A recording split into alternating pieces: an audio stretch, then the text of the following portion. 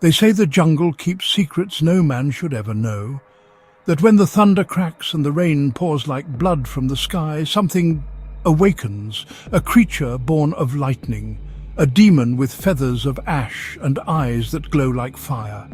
It is not a bird, it is not a beast, it is Impundulu, the devil of the storm, and this is its forgotten legend. Far from the deserts of Egypt, beyond the ruins of Mesopotamia, there is a jungle in Central Africa so vast, so dense and so ancient, it has no memory of man.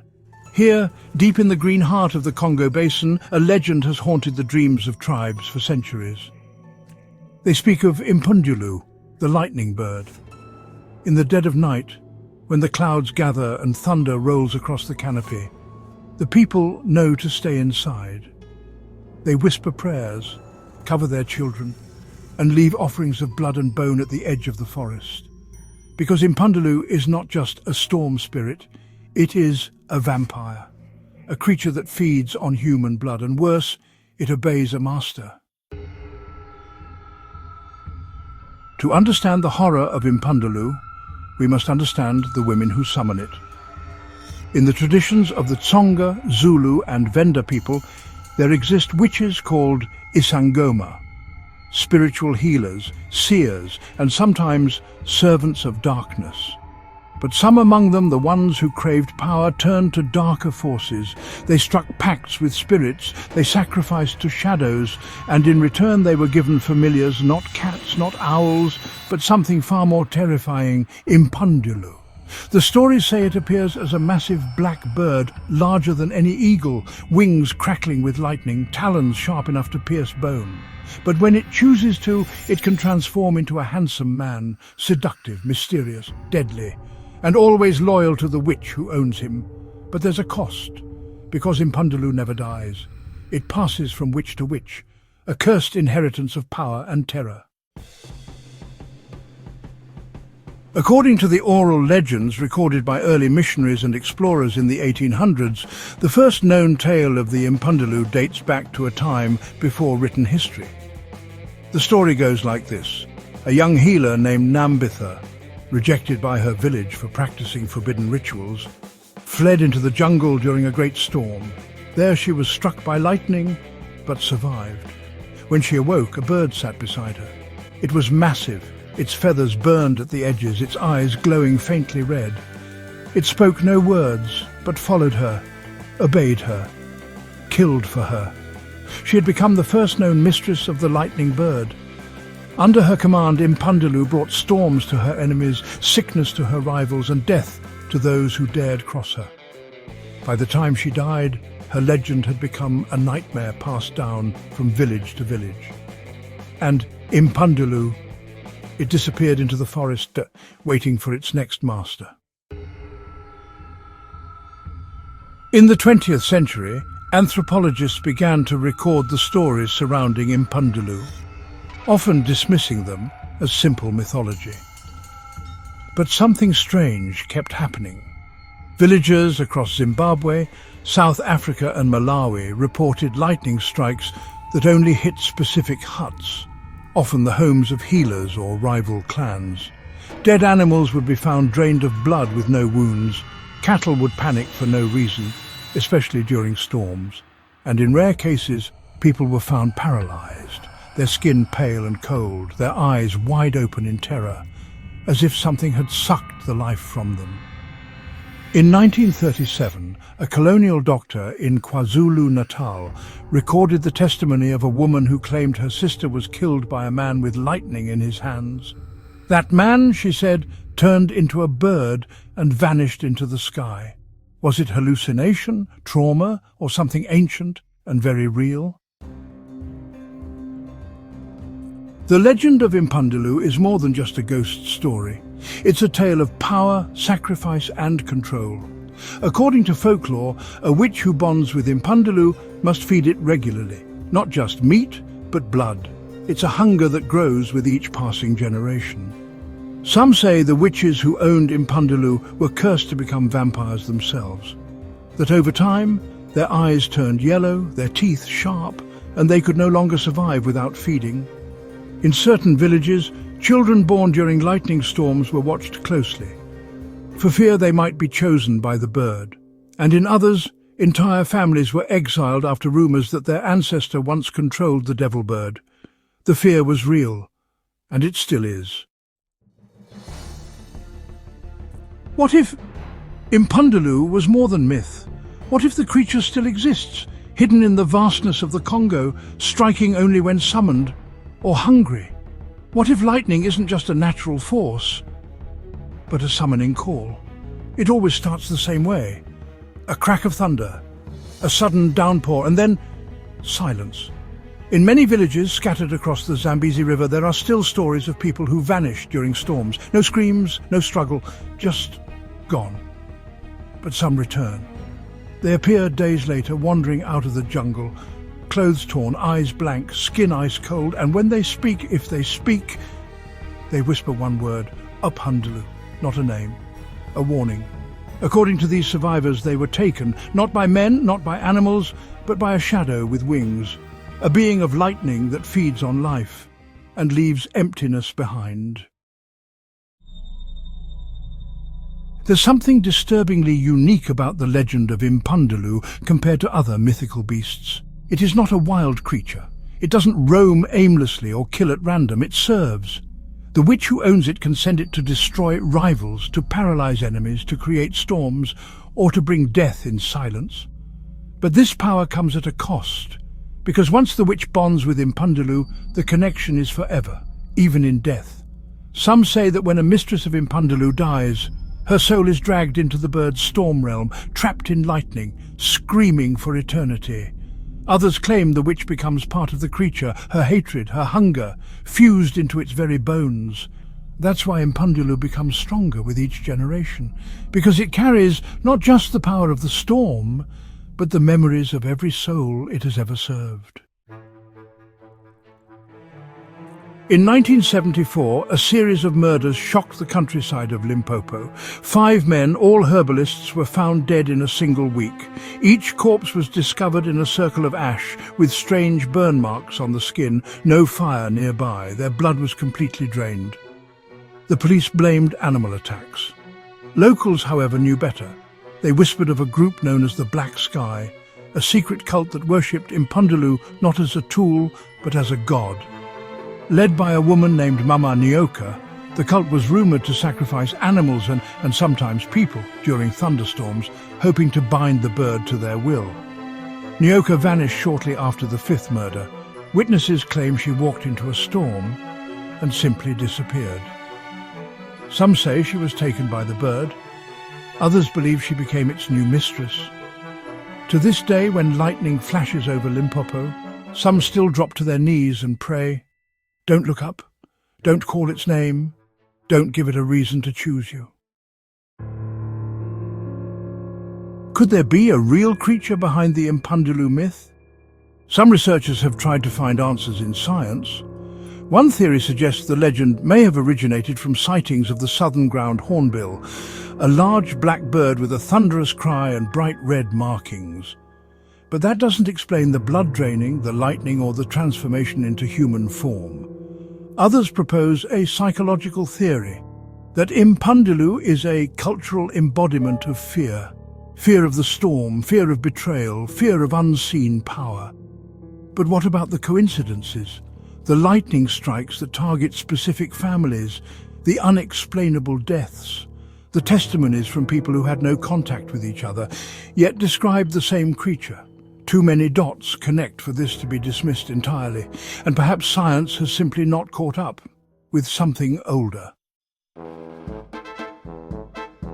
Today, the legend of Impundulu is fading. Modern life pushes out the old stories. Cities grow, beliefs change, the jungle shrinks. But deep in the forest, the silence still falls when the clouds gather. The wind still shifts unnaturally during certain storms. And the elders still say, never walk in the rain, if you hear wings but see no bird. They believe Impundulu still lives, watching, waiting, bound to some which no one remembers, or maybe to no one at all. Because the devil of the jungle doesn't need permission anymore. It's hungry, and lightning season is coming. You can believe the legend or not, but the jungle remembers. And sometimes it sends something to remind us. The devil of the storm still flies. In 1982, a man named Elijah Bonga, a retired police officer from Malawi, gave an interview that was never aired publicly. The recording was found years later in the archives of a small radio station. His voice trembled as he spoke. Elijah Bonga, I saw it, not a bird, not a man, something in between, like a shadow filled with fire. My brother said not to speak its name. I didn't listen. That night, the rain came without warning. It took my son. He paused, then whispered, Elijah Bonga. But it didn't just take him, it left something behind. A feather, too large for any bird, smelled like burnt metal. I still have it. When the interviewer asked to see the feather, Bonga refused. Elijah Bonga, no one touches it, ever. You touch it, the storms will follow you. He died 3 months later, struck by lightning on a clear day. Throughout southeastern Africa, midwives and elders still whisper of a rare kind of birth. Children born during a lightning strike are marked not by scars but by behavior. Some never cry. Some grow with eyes that reflect light unnaturally or with a strange sensitivity to storms. Some begin speaking languages no one taught them. These are called the lightning children. The legends say they are descendants, not of witches, but of the Impundulu itself. That once, long ago, the devil bird broke its bond with a mistress and impregnated her, in human form. What was born was neither fully human nor beast, but something between. A bloodline cursed to feel the hunger of the storm. These children are said to possess strange powers, the ability to calm wild animals, to predict rain, to cause sickness with a glance. Most are hidden away or killed before they can grow, but a few disappear into the jungle and are never seen again. One of the most haunting artifacts tied to the Impundulu myth is a relic housed deep within a private collection in Namibia. It is known as the burnt feather. Roughly the length of a grown man's forearm, the feather appears carbonized, blackened and warped, yet untouched by fire. It crackles faintly when exposed to light. The owner, a former professor named Dr. Albrecht van Deer, claims he retrieved it from a collapsed shrine near the Angola border. He believes the feather is real, not symbolic. Dr. Albrecht van Deer, it emits low-frequency vibrations, he said. Even metal detectors struggle around it, and animals refuse to come near. Dr. van Deer suffered 3 lightning strikes in the 10 years following the discovery. He is now paralyzed. When asked if he regrets keeping the feather, he only said, Dr. Albrecht van Deer, it chose me. In 2009, archaeologists excavating a cave system near the edge of the Great Rift Valley uncovered a series of stone carvings, depicting what appeared to be hybrid creatures with wings and human faces. Among the etchings was a recurring symbol, a spiral of lightning above a figure kneeling to a giant bird. Carbon dating placed the cave's usage at nearly 2,500 years ago, far before the earliest written stories of Impundulu. Were these images religious? Were they warnings?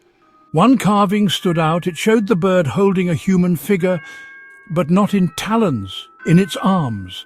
Like a man, eyes wide, teeth bared. The carving was later removed. It now sits in a locked vault at a university that refuses to comment on its origin. The professor who led the dig retired early, citing recurring nightmares and a sense of being watched. The final piece of the Impundulu legend might be the most terrifying. Some oral accounts suggest that over time the creature began to act without instruction, that it no longer required a witch to command it. It had learned, it had evolved, and it had developed a will of its own. The elders of the Tonga tribe believe that Impundulu now chooses its own targets, feeding not on blood alone but on fear. They say it is drawn to guilt, to secrets, to those who have invited the storm through violence or betrayal. It becomes a judge, an executioner cloaked in thunder. The people no longer fear the witches, they fear the silence that comes before the storm. When birds vanish, when the trees freeze, when the jungle holds its breath. Because in that breath comes death. The devil bird doesn't live in stories, it lives in the spaces between thunderclaps, in the eyes of the forgotten, and in the blood of those it leaves behind. Don't speak its name, don't look to the sky, and never, ever answer when the jungle calls. In the year 2015, a documentary crew travelled to the deep forests near Lake Tanganyika, following rumours of a secretive healer said to command the storms.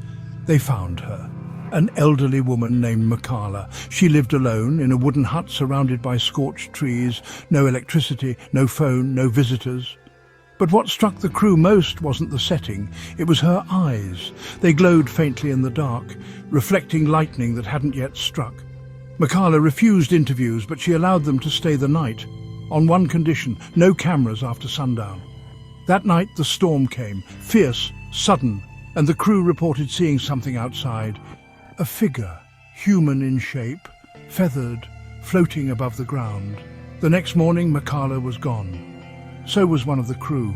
No tracks, no signs of struggle. Just a single black feather, still warm.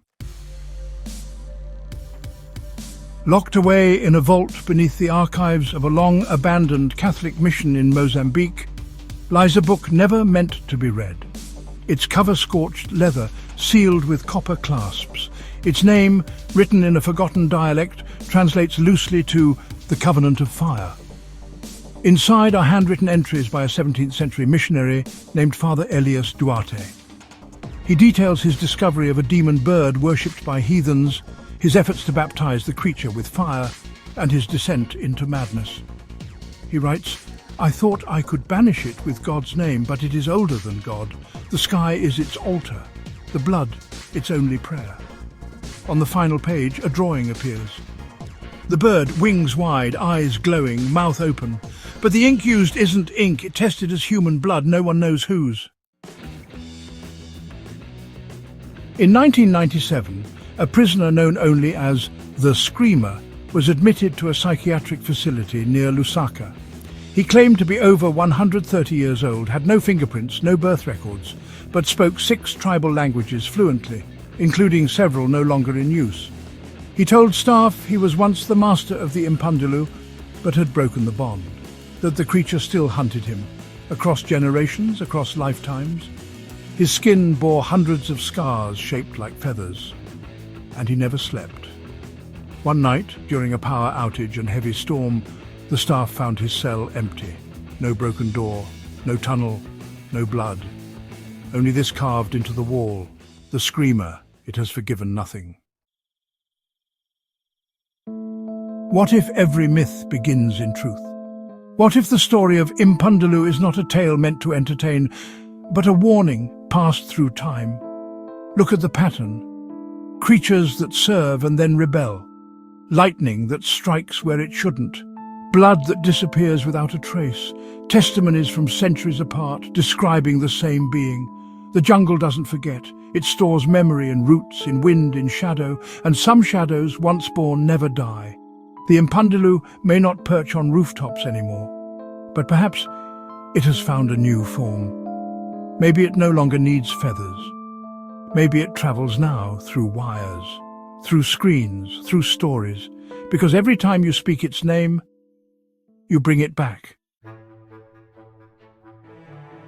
We end, not with proof, not with bones or footage, but with silence. The kind that comes when the air goes still, and the birds stop singing. The kind that warns the storm is here. So if you hear thunder, and the lights flicker, and you see something outside your window that shouldn't be there, don't open the door. Don't answer the call. And never, never follow the feathers, because in the jungles of the old world, the devil bird still flies. And now it knows your name. The ancient whisper was never a myth, it was a memory, and memories always return. The Impundulu has never left, it only waits. Capit 3S. If ancient legends like this still haunt the world, imagine what else is waiting to be uncovered. Subscribe to unlock more forbidden secrets before they're buried forever.